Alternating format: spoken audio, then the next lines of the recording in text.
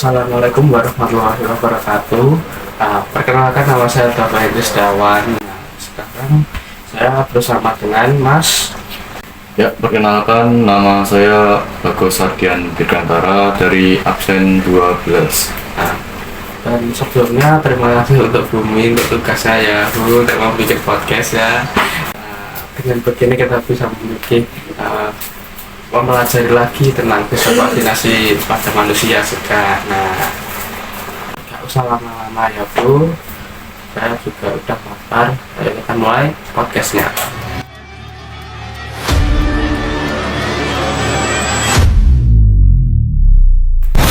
Bagus. Nah, kita kan sebenarnya sudah diterangkan oleh Bumi untuk sedikit ya tentang materi sistem saraf. Nah, aku juga mau tanya-tanya nih.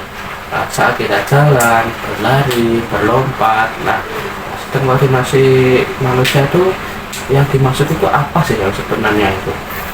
Ya, sistem koordinasi manusia merupakan sistem yang mengatur seluruh kegiatan manusia atau agar lebih baiklah pergerakannya atau lebih selaras. Contohnya ketika sedang melaksanakan upacara dan mendapat arahan dari komandan upacara untuk melaksanakan hormat kepada merah putih gitu. Dan peserta upacaranya semuanya kan itu ikut hormat. Nah, itu termasuk dari sistem koordinasi. Nah, jenis apa? Jenis sistem koordinasi ada dua, yaitu sengaja dan tidak sengaja. Apa ya? Gitu. Dan sistem koordinasi tergolong dari dua kelompok, yaitu sistem saraf dan juga sistem endokrin. Menarik sekali ya, cukup banyak juga penjelasannya. Nah, kayak gimana ada dua jalur di tubuh kita yang membedakan ya, buat kita juga bisa sesuai yang kita inginkan atau tidak kita inginkan atau refleks lah. Penjelasannya Mas Bagus tadi, aku juga dapat menyimpulkan bahwa dalam tubuh kita itu dilakukan oleh saraf-saraf. Nah, sekarang apa sih sistem saraf itu Mas Bagus? Sistem saraf terdiri dari otak, tulang sumsum, dan juga saraf-saraf yang menjalar ke berbagai bagian tubuh. Ya, otak bertindak sebagai pusat kendali dan sumsum tulang belakang sebagai jalur komunikasi utama dan akan disalurkan oleh saraf-saraf ke berbagai bagian tubuh. Jadi otak itu sebagai pusat kendali, jadi kita yang mau ngapain aja itu diatur oleh otak ya. Nah, kalau habis ini cara kerjanya sistem saraf itu gimana Mas Bagus? Kan sudah kita tahu nih dikendalikan oleh otak. Nah, sekarang tuh cara kerjanya itu gimana?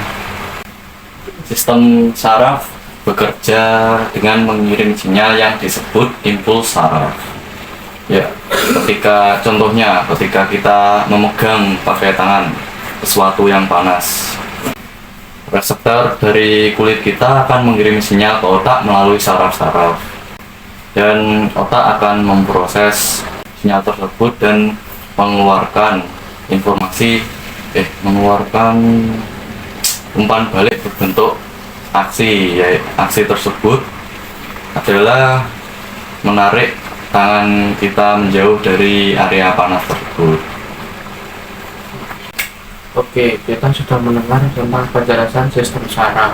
Nah, kita kembali lagi ke awal yang sudah Bagus jelaskan di awal, bahwa ada dua komponen tubuh kita, yaitu sistem saraf dan sistem endokrin. Nah, setelah saya menjelaskan sistem saraf, kita masuk ke sistem endokrin. Nah, sistem endokrin itu apa sih Mas Bagus, dan perbedaannya dengan sistem saraf itu apa sebenarnya? Sistem endokrin bekerja dengan menggunakan hormon untuk komunikasi, sedangkan sistem saraf menggunakan sinyal yang disebut impuls saraf. Ya, hormon-hormon tersebut akan direproduksi oleh kelenjar tersebut adalah kelenjar tiroid, pankreas, dan juga adrenal. Hormon tersebut akan dilepaskan ke darah dan akan mempengaruhi sel-sel target tertentu yang untuk mengatur sistem atau fungsi tubuh. Fungsi tubuh yang dimaksud adalah metabolisme, pertumbuhan, dan juga reproduksi. Nah, di awal kamu juga, Mas Bagus juga sudah menjelaskan jika di tubuh kita untuk melakukan sistem koordinasi itu bisa cepat atau bisa lambat. Nah, kalau sistem sarafnya itu lebih cepat, kapan sih sistem endokrin itu bekerja? Ya, sistem endokrin biasanya digunakan untuk proses perubahan jangka panjang seperti pertumbuhan dan juga adaptasi terhadap stres. Nah, setelah kita mendengar penjelasan tentang pertama itu sistem koordinasi pada manusia, habis itu kita dijelaskan oleh komponennya itu dua, yaitu sistem saraf dan sistem endokrin. Nah, sekarang kita akan membahas tentang apa itu namanya? Enggak, saya lupa bu. Pinjau kasus bu. Studi kasus lah. Mas Bagus sebelumnya, Mas Bagus pernah nggak mengalami dua komponen itu bekerja bersamaan? Nah, itu pas apa itu gitu? Ya tentu Pak Bego, tentu saja. Misalnya ketika kita berada di situasi yang sangat berbahaya, sistem saraf kita akan langsung mengeluarkan respon fight or flight dengan mengeluarkan adrenalin yang berasal dari kelenjar adrenal melalui sistem endokrin. Adrenalin tersebut menyebabkan detak jantung kita berdetak lebih kencang dan tekanan darah kita akan meningkat. Oke, kita sudah membahas tentang studi kasus. Sekarang kita masuk ke sistem pertanyaan ya. Nah, ini saya lupa bu. Apa fungsi otak kecil kita, Mas Bagus? Maksudnya otak kecil di dalam saraf manusia itu saya dimaksud itu apa? Kan aku pernah dengar dijelaskan oleh Bumi. Nah, itu otak kecil di dalam saraf manusia itu apa sih sebenarnya? Otak kecil atau cerebellum berfungsi sebagai mengkoordinasi gerakan dan keseimbangan tubuh kita. Mas Bagus, nih, aku mau tanya lagi. Nah, kenapa hormon kita itu bekerjanya itu lambat, dan sedangkan sistem saraf kita itu cepat? Nah, itu kok bisa gitu?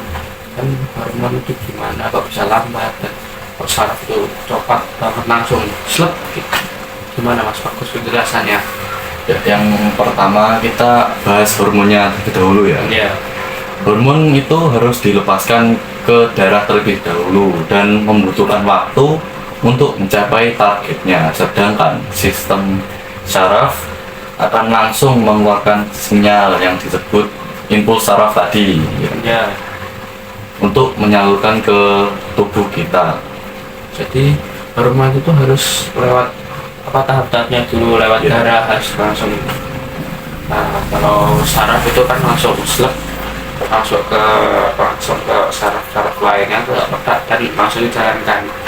Nah, misalnya kan titik komponya kan di otak sini kan Mas Yeah. Bagus. Nah, di sini kan juga ada saraf-saraf yang menghubungkan kepada tubuh kita. Nah, kalau misal di saraf ini salah satunya ada yang misalnya bengkok ke kanan ya.